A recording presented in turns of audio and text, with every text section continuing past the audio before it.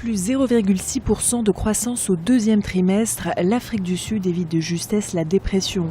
Un rebond après le premier trimestre qui a connu le plus faible taux de croissance depuis la récession de 2009.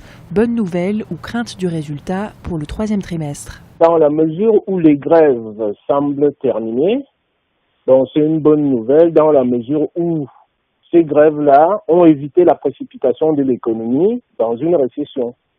Mais il reste toujours le problème, de l'équilibre global de l'économie. Le moindre choc qui arrive sur un secteur touche tous les secteurs. Et malgré tout, il convient de souligner que la demande mondiale va permettre à cette économie sud-africaine de pouvoir retrouver les voies de la croissance économique.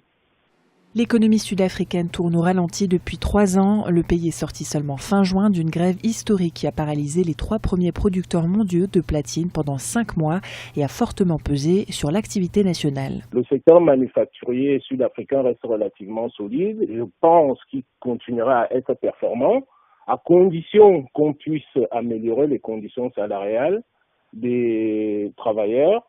Et dans la mesure où le secteur manufacturier sud-africain est relativement structuré et que l'économie produit les biens dont la demande mondiale est en croissance, je reste relativement optimiste quant au futur de la croissance économique en Afrique du Sud.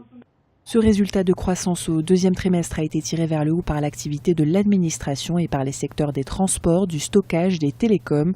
Pour 2014, la Banque centrale a tout de même revu à la baisse ses prévisions. Les autorités tablent sur une croissance de 1,7%.